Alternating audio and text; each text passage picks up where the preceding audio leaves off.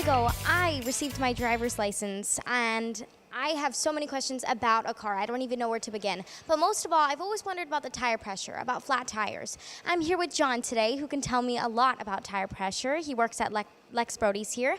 So why is it important to have your tire pressure at its best? Well, the most important thing is the one part of your car that's in contact with the road is the tires. To have your tires properly inflated helps your brakes work better, your suspension work better, and your steering response work better. And also, you get better gas mileage with your tires inflated correctly.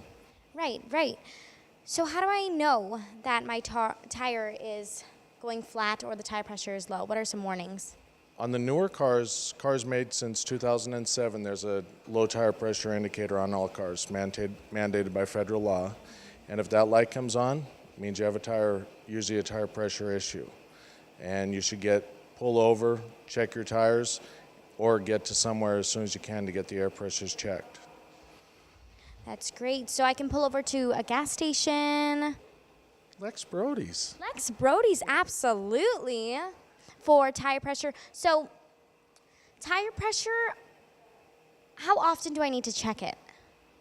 We recommend at least once a month, 12 times a year, simple. And if you have your car serviced on a regular basis, usually twice a year, 2 times are taken care of for you, so it leaves you with only 10 times a year to check it.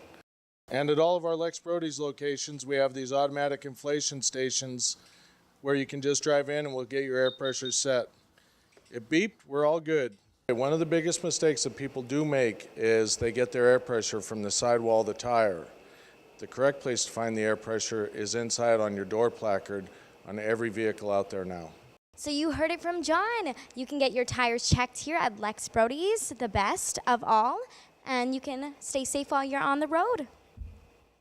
Lex Brodie's Tire Company.